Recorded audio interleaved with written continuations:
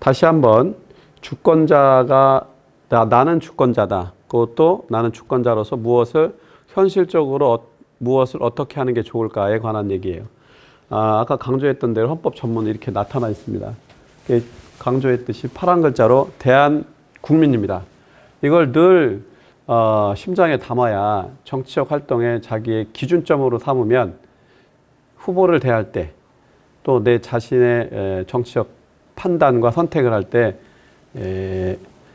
중심을 잃지 않을 수 있다 이렇게 보고요. 제가 이제 남한하고 북한을 비교해서 보면 우리는 뭐 이나저나 이제 통일을 지향하잖아요.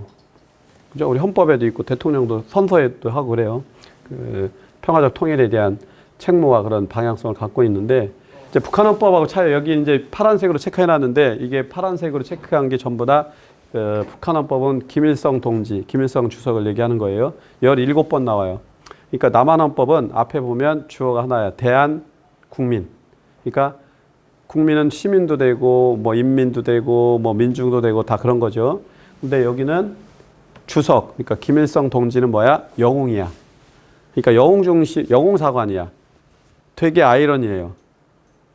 저쪽은 워낙 근로인민대중, 그죠? 민중사관에 기반해 있어야 맞거든. 그들이 표방하는 거야. 비춰보면. 정반대야, 우리나라와. 그만큼 대한민국 헌법이 국민들이 유권자가, 주권자가 민주주의를 쟁취하기 위해서 많은 노력을 한 거예요. 뭐 4.19 혁명, 아까 얘기했던 3.1 운동으로 건립된 대한민국 임시정부의 법통과 4.19 민주이념 이렇게 얘기했던 그런 거.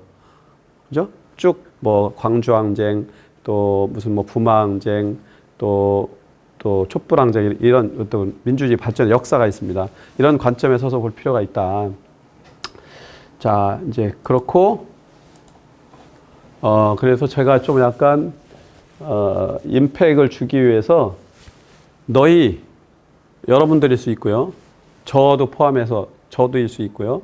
대한민국 우리 국민을 향해서 제가 전하고 싶은 메시지, 제 피 터지는 심정으로 호소하자면 정말로 이 주권이 중요하다. 아까 헌법에 대한 국민이라고 하는 가치와 정수를 담을 수 있었던 것은 진짜 피눈물 나는 어떤 투쟁과 그런 역사 속에서 이루어진 거다.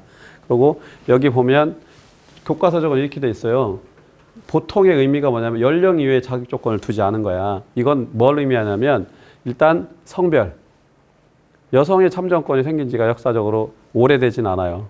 아시잖아요. 그죠? 우리 정치학도 입장에서 보면.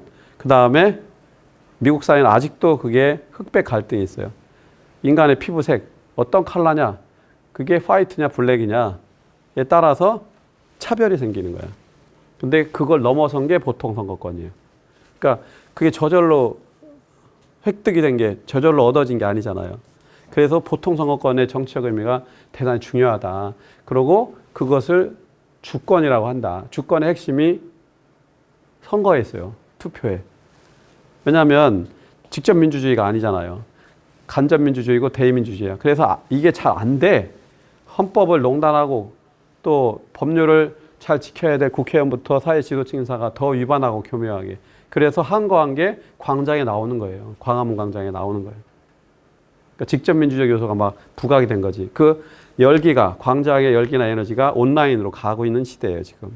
그 중에 빛과 그림자가 생기는 거고. 그러니까 그게 좋게 우리 에너지를 높이고 문제 해결에 민주주의 발전을 촉진하는 쪽으로도 가지만 가짜뉴스, 이른바 페이크 뉴스, 디스인포메이션으로 인해서 우리를 더 헷갈리게 하거나 진영의 유혹에 빠지게 하거나 이념 과잉에 매몰되게 하는 이렇게까지 가는데 어쨌든 그것의 핵심은 뭐야? 내가 주권자로서 자각을 하고 내가 주체로 내 삶의 주인으로 서고 그래서 투표할 때 참여하는 것부터 시작을 하는 거예요. 저는 진보를 찍어라가 아니에요. 보수를 찍어라가 아니고 그걸 주장하러 나온 게 아니라 내 삶이 소중해. 근데 내가 사회적으로 살아가는 게 정치적 어떤 그런 선택을 해야 되는 거야. 그게 나의 일자리, 내 가정의 집, 나의 삶의 행복과 대단히 긴밀하게 연결돼 있다. 그것 때문에 우리의 주권을 헛되이 하지 마라. 옛날에 전태일 열사가 전태일 열사 아시죠? 나의 죽음을 헛되이하지 말라 그래서 근로기준법을 지켜라. 그게 기본이거든. 인권에 관한, 삶에 관한 기본적인 거거든. 지금도 그거는 아주 우리들 속에 그 역동치, 그러니까 격동하고 있고 면면에 지켜가야 된다라고 저는 보는 거고, 그건 남이 깨우쳐 주는 게 아니라 자기 스스로 터득하는 거죠. 그게 여기 쭉 써 있는 거예요. 제가 그냥 이건 그냥 이거야 말 그대로 이렇게 발전시켜 왔어 민주주의를. 위정자들은 스스로, 선한 위정자가 일부 있죠. 조선 왕조도 봉건 시대지만 그 누굽니까? 위민 정치를 했던 세종? 한글로 만들었죠. 한글로 왜 만들었어? 백성을 위해서 만든 거예요. 백성의 구강, 똑같이 사람이니까 구강 구조가 같으니까 계속 연습해가지고 모두가 쓸 수 있도록. 그게 지배층에 있는 권력을, 귀족들한테 있는 것들을 되돌려 준 거예요. 배타적이고 독점적으로, 독재적으로 하지 마라. 같이 공존, 공영하자. 그게 정치고 진취적인 거예요. 그분도 민주주의적인 거죠. 그 역사가 있다. 그래서 저는 자주성이란 말을 좋아하는데 자기 삶의 주인이 되는 겁니다. 헌법의 주체다운 자각을 가지고 그런 정치적 선택을 하는 거죠. 그래서 그것을 총론만이 아니라 강론으로 제가 7개, 원래 10개명으로 했는데, 그러면 그 불자도, 우리나라는 불자가 더 많은데 인구 센서스에 보면 아니 저자는 뭐 기독교인인가? 그래서 10개명을 해갖고 저긴가 봐, 뭐 태극기 부대하고 가까운 거 아니 이러는데 오해를 살까 봐 제가 7개명으로 줄였어요. 요거를 제가 7개명을 공유하겠습니다. 이게 심혈을 기울여서 제가 이제 이거 만들었는데, 이게 작년에 만들어서 요새 그 디자인에서 촬영을 한 거라 사진 이미지라 수정을 못 해가지고 좀 바뀐 내용이 있어요. 첫 번째가 제가 이걸 많이 주장해요.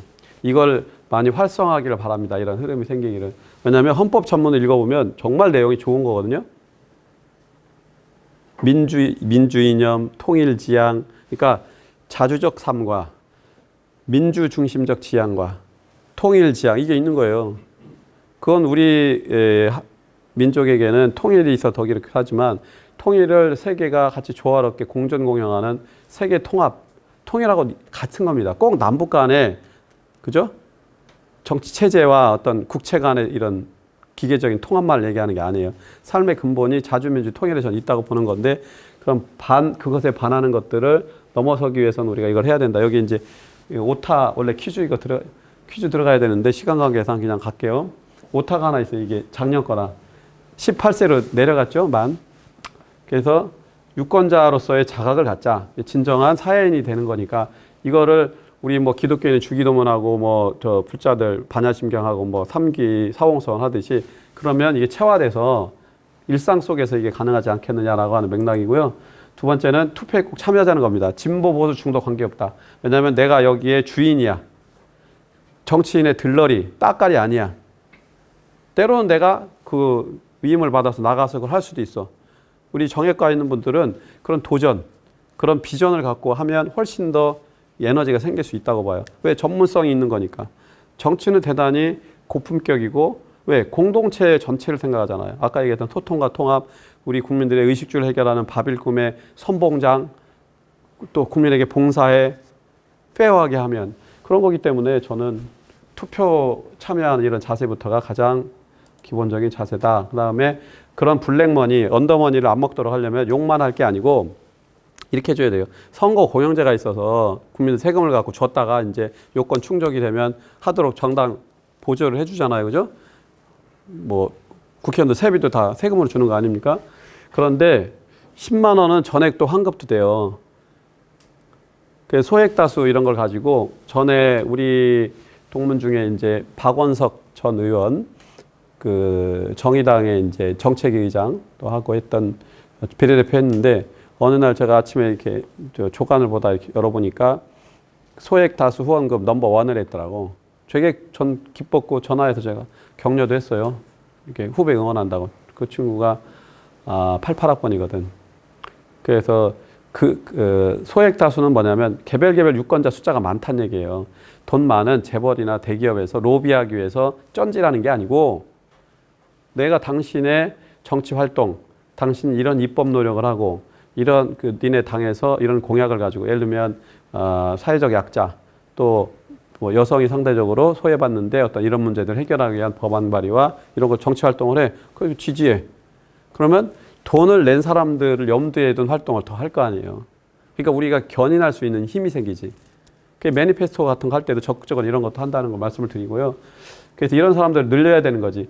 그 냉소하고 비판하고 야마돌았다고 뚜껑 열려가지고 술 먹을 때만 그걸 토로할 게 아니라 그럼 스트레스만 쌓여요, 더. 그거보다는 이렇게 해서 실효적으로 뭔가 장치를 갖고 문제 해결을 하는 방향으로 노력을 해보자. 그다음에 선진국이 왜 선진국이냐면 거기 있는 정치인들이 봉사하는 자세가 투철하고 전문성이 높고 물론 그것도 있어. 근데 서로 공동의 책임이 있어. 저는 5대5가 아니고 51위 유권자. 그만큼 더 중대하기 때문에 49가 후보나 정당이 있다고 저는 생각하는 사람입니다. 안 그러면 절대 바뀌지 않아요. 먼저 느낀 사람이, 먼저 자각한 사람이 차원이 더 높은 거고 그들의 에너지가 작은 변화를 통하여 큰 변화로 간다. 그래서 풀뿌리 시민단체에 NGO에 보통 5, 6개 정도 참여한대요. 이른바 뭐 스웨덴이 어떻고 뭐 이런 얘기 좋은 것만 얘기하고 우리 그러면 유권자는 뭐 놀고 먹냐 날로 먹냐 그거 아니다. 그래서 그리고 또 돈을 내면 돈을 내고 책 사면 다 읽어본다는 뭐 그런 농반 진반 얘기가 있잖아요. 그런 것만큼 관심도 갖게 되는 거지. 그래서 그걸 사회적 영향력을 행사하고 요즘은 카카오톡 뭐 무슨 밴드 뭐 많잖아. SNS 이렇게 커뮤니케이션 툴이 이걸 통하여 이 커뮤니티에서 결의해서 누구를 특정 후보를 할 수도 있어요. 앞으로는 제가 볼 때는 이런 게 분명히 또 생깁니다. 선거 때만 생기는 떴다 방식의 정치 말고 평소에 이걸 해서 하면 영향력이 생겨요. 후보도 불러서 정견도 듣고 이쪽에서 요구도 할 수 있어. 선거 공약에. 이런 걸 갖고 해라. 지역이든 비례대표 같은 경우에. 멀리서 찾지 말고 우리 일상생활에서 찾자. 그 중에 하나가 이거예요. 여러분들 청와대 국민청원은 알 거야. 그거는 근데 행정부에서 이루어진 행위야. 그러니까 그걸 만든 그 정혜승인가? 이거 만든 뭐 저쪽 그 포탈 출신 이 여자친구가 미국의 이제 위더 피플 오바마 이거를 착안해서 이걸 한국형으로 그 구현한 건데 그냥 대통령과 청와대와 정치권에 대한 불만도 그냥 확 쏟아내는 장으로 그러니까 편해진 거지. 그러니까 사람들 여기 와서 해. 그리고 또 제왕적 대통령으로 생각해. 우리나라는 대통령이 다 좌지우지한다 이렇게 생각하는 거야. 날씨도 때로는 장사 안 되는 것도 뭐 이런 거거든. 그러니까 거기다가 제기하면 20만이 넘으면 답변도 해주게 돼 있잖아. 근데 이건 행정부에서 입법을 통해서 문제 해결은 제도적으로 못 해줘요. 그러니까 약간 불임이야. 뭔가 성과를 창출하기에는. 근데 이거는 이제 이렇게 되는 거야. 입법부에서 하는 거야. 국회 홈페이지에 가면 이게 있어요. 창이. 여기다가 모여서 하면 돼. 구체적인 요건은 내일신문이나 김종필 TV로 보면 잘 나옵니다. 여러분 짬 나실 때 제 얘기에 공감을 하신다면 김종필 TV 대표입니다. 제가. 그래서 김종필 TV 공짜야. 구독! 누르면 이 내용이 전부 다 거기에 있어. 좋습니다. 바로 독자가 됐습니다. 이건 아직 안 올라오고 있습니다. 그 다음에 뭐 우리 촛불항쟁이라는 걸 겪었는데 촛불혁명이라고도 하고 뭐 근데 혁명은 아니에요. 이게 체제를 바꾼 거 아니잖아. 뭐 사회주의에서 민주주의, 자본주의 체제로 바뀐 것도 아니고 뭐 그런 건데 어쨌든 전민항쟁 같은 거죠. 전 국민이 항쟁을 해가지고 이거는 헌법을 위배하고 법률도 니네 멋대로 했으니까 나라다운 나라 그리고 또 가장 상식적이고 올바른 원래 룰대로 이 정치 프로세스를 하자는 요구를 해서 바꾸고 한 거죠. 근데 이게 있어야 국민 저항권 같은 거 헌법 정신에 보면 그것도 왜 국민 그 소환제 같은 거 있잖아요. 할 수 있는 거죠. 그게 진보면 하고 보수면 안 하고 이게 아니라 늘 열려 있는 거야. 우리가 이거를 정치적 효능감이라고 하죠. 이제 원론적으로 그거를 우리가 경험을 한 거야. 성과를 창출했어. 이런 걸 하는 걸 확산하자는 거를 7개명까지 제가 해놨는데 이거를 7번째 이걸로 바꾸려고 좀 해요. 거의 이제 마무리 단계인데 미디어 주권자 운동을 하자는 거가 제 제안이에요. 사회적 실천 캠페인으로. 미디어 주권자 운동은 말 그대로예요. 주권자의 맥락을 강조했고 미디어가 훨씬 더 중대해졌어. 그래서 이게 더군다나 그 언택트 시대가 됐어요. 이 코로나19 때문에. 그래서 온라인이 확 떠 열린 거예요. 이게 4차 산업혁명으로 인해서 훨씬 이게 그 수준이 올라가고 확장된 것도 있지만 이 코로나 때문에 더 위기지만 기회의 요인으로 이게 능동적으로 갈 거다. 아까 얘기했던 온라인 시대의 빛과 그림자를 제가 강조하는데 빛 중에 하나가 이거예요. 시무 17조 온라인에 아주 풍미했던 진인, 그러니까 먼지라는 거예요, 자기가. 진인 조은산이라고 하는 아저씨야, 그냥 가장 어떤 보통 이렇게 유부남 가장. 여기는 이제 그 주부 블로거 3호목이라고 집 문제 갖고 이제 막 뚜껑 열려가지고 이제 네이버 거기다 해갖고 보통 동의가 50만, 60만을 막 넘어서.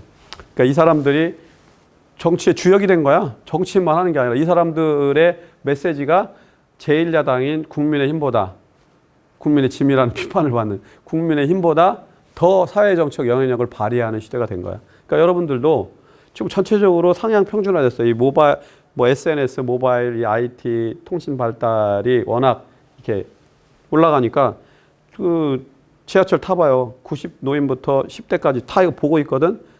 전자책을 보는 분도 있을 거고 포탈의 뉴스 또 김종필 TV를 또 많이 최근에 보는 것 같기도 한데 보면서 이게 올라가는 거야. 수준이. 이분들이 빛이야. 근데 그림자는 뭐야? 가짜뉴스. 어느 날 제가 존경하는 아주 우리 대학 선배면서도 그 유명한 유수한 회사의 그 임원까지 있다가 창업을 하신 CEO가 있는데 전화가 왔어. 아우 말이야. 아주 나지막한 목소리. 아우 특종을 준다는 거야. 특종이 뭡니까? 들어보니까 임종석 당시 청와대 비서실장이 문재인 대통령 딸하고 해갖고 홍콩에서 북한하고 만났다. 그래가지고 금괴부터 내가 실내에 금을 가기 시작을 했어요. 금괴의 양도 어마무시해. 근데 그래서 내가 나지막히 물어보지. 이거를 특종하라는 거야. 그럼 내일 신문 이거 낼 거래. 그리고 이거 그 기사를 특종을 써주면 구독을 뭐 10,000분가 많이 해주시겠다. 그래. 그건 어디서 해주시나요? 그랬더니 어느 교회 목사님 이름대 말할 거야. 거기서 해줄 수 있게 하겠대. 내가 나지막하게 여쭤봤지. 형님 이 소스는 어디서? 그거 보내는구나. 유튜브에 그게 나왔어. 그래서 제가 이제 저도 유튜버인데 예, 김종필 TV 유튜버인데 그래서 내가 참 변별력을 가져야 되겠구나. 우리가 딱 주체로서 주인으로서 그죠? 주권자로서 그래서 이걸 가져야 된다는 그건 이제 우리 박명호 교수님이 한국민주시민교육 회장님이셔요. 현역. 그러니까 여기가 활성화돼야 돼요. 그래서 유권자들이 그것에 대한 정보를 옥석을 가리는 팩트 체크하고 맥락에 대한 판단도 하고 하는 이런 게 올라가야 돼. 그들 욕만 한다 해결되는 게 아니라 우리가 잘 이렇게 정제하고 선택만 현명하게 하면 되는 거죠. 그래서 시대가 이렇게 아까 저는 디스인포메이션은 공공의 적이라고 보는데 어쨌든 이런 극단적인 좌우 편향 그 미디어나 정신 그 분석학자들은 저걸 확증 편향이라고 한대요. 자기가 믿고 싶은 것만 믿는 거야. 그러니까 유튜브가 이제 B급 감성이나 그런 정서에 호소하기도 하지만 그냥 재미가 중요한 거야. 의미 노, 재미. 진실 노, 진영. 그리고 팩트냐 아니냐 노, 진실 땡, 팩트 땡, 내 편. 내가 좋아하는 거. 이렇게 되고 있는 이 흐름을 제어하고 건강하고 합리적인 공론으로 가도록 하려면 이른바 우리 이제 보편적 다수의 대중이 시민답게 우리가 그런 노력을 하는 게 필요하다. 이게 이제 미디어 주권자 운동이라고 저는 생각하는 거고요. 그것의 기준은 제가 아까 말씀드린 헌법이에요. 이게 다 동의한 거니까. 그리고 건전한 상식을 가진 생활인의 눈으로 보면 보인다. 그래서 우리가 이 소중한 인생 한 번 태어나다 가는 건데 진영의 노예가 되어야 되겠느냐. 이념 과잉의 졸개가 되어야 되겠느냐. 저는 단연코 아니다. 분연히 떨쳐 일어나. 김종필 TV도 보고 내일신문도 보고 그 다음에 수업은 박명호 교수님 수업을 중심으로 세상을 보자. 그리고 우리 아까 그 자료 중에도 우리 황태현 교수님 거 말씀도 드렸는데 황태현 교수님한테 제가 배웠는데 마무리하겠습니다. 노자를 많이 존경해요. 우리 후예들이 인생의 후배들이 공자도 존경하고 존중하고. 근데 제가 이제 공자 공부를 하다가 깨닫게 된 게 우리 황태현 교수님한테 배운 것 중에 하나인데 노자는 무위 자연이라는 거야. 공자는 무위 칠해 다스릴 지자야. 그러니까 정치라고 하는 게 한 공동체가 생기면 자연은 뭐냐 그냥 저절로 가만히 있어도 자연 발생적으로 이렇게 굴러가고 잘 된다는 게 그건 옛날 얘기다 이거고 치는 뭐냐 지금 얘기했던 정치, 통치. 그러니까 위정자가 또 주권자가 역동적으로 작동이 될 때 제대로 이게 돌아간다. 뭐 그런 맥락이라고 제가 배웠는데 뭐 제가 강조했던 것도 뜻은 그런 거고요. 그래서 제가 강조했던 부분을 여러분들이 공감하신다면 함께 해주셨으면 좋겠다. 그래서 좋은 변화가 일어났으면 좋겠다고 보고요. 여기까지 제가 여러분들한테 제 내용을 소통을 했습니다. 두 가지인데요. 질문이 있으신 분들한테 이제 질문도 받고 제 견해하고 너무나 확연히 다르다. 이거는 비민주를 넘어서 반민주적인, 반지성적인 견해이기 때문에 좀 수정을 요한다 이런 게 있으면 말씀하세요.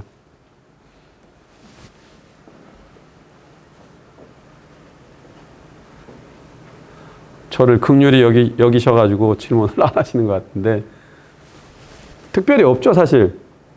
거의 뭐 2% 부족한 완벽함? 네, 이렇게 스스로 자위하고 마치겠습니다. 하여간 여러분들의 학문적 정진을 응원하고 온라인 뭐가 왔어요? 대안은 뭔 대안다는 있거나 이것만 읽겠습니다. 선거에서 비례대표의 경우 정당의 활동 내역과 방향을 기준으로 선택하게 되는데 현재 힘이 없는 야당은 사회 변화를 이루거나 입법을 성공하기 어려운 상황이라고 생각합니다. 이러한 상황에서 여당의 방향에 반대하는 정당도 존재하는데 이러한 정당을 각각의 당에서 공표하는 정보 외에 주권을 가진 시민으로서 자주적으로 평가하는 방법이나 기준에 대해서 뭐 이분 되게 학문적이고 지성인이신데 그러니까 요는 이건 것 같아요. 주권을 가진 제가 주권을 계속 강조했기 때문에 우리 주권을 가진 시민들이 자주적으로 평가하는 방법과 기준 기성 정당들이 하는 거 말고 있냐 이건데 지금 참여연대라고 하는 NGO가 있어요. 참여연대를 지지하라는 건 아닙니다. 우스갯소리 한번 하면 최고의 대학이 서울대도 아니고 서울대 위에 있는 동국대도 아니고 뭐라고? 참여연대라는 얘기가 있어요 요새. 근데 그걸 얘기하는 건 아니고요. 거기 가면 각종 정치 정보, 뭐 법안 등등 또 어떤 정치적 쟁점들에 대한 지금 얘기했던 또 비례대표 관련된 내용이나 이런 것도 거기 가면 자세하게 많은 컨텐츠가 업데이트되어 있어요. 그걸 가지고 한번 판단하시고 또 하나는 청와대 홈페이지도 좋은데 국회 홈페이지에 가면 의안정보 시스템이라는 것도 있고 뭐 다양한 현재 벌어지고 있는 삼권 분립 체제에 다양한 컨텐츠가 그 안에 업데이트 돼 있으니까 그걸 보시고 그다음에 조금 더 전문적 식견을 가지신 분들은 한국정치학회, 한국정당학회 이런 홈페이지들이 되게 과거와 달리 시간이 지날수록 이게 풍부하고 여러분들한테 아주 유용한 정보가 많이 축적돼 있으니까 가서 보시면 될 거라고 보고요.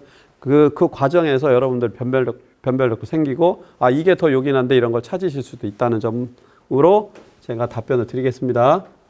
예, 시간 관계상 저도 아쉬움이 있습니다만은 뭐 또다시 좋은 기회가 있다면 다시 소통하도록 하고 이렇게 오늘 여러분들과의 좋은 만남 마치겠습니다. 수고들 하셨습니다.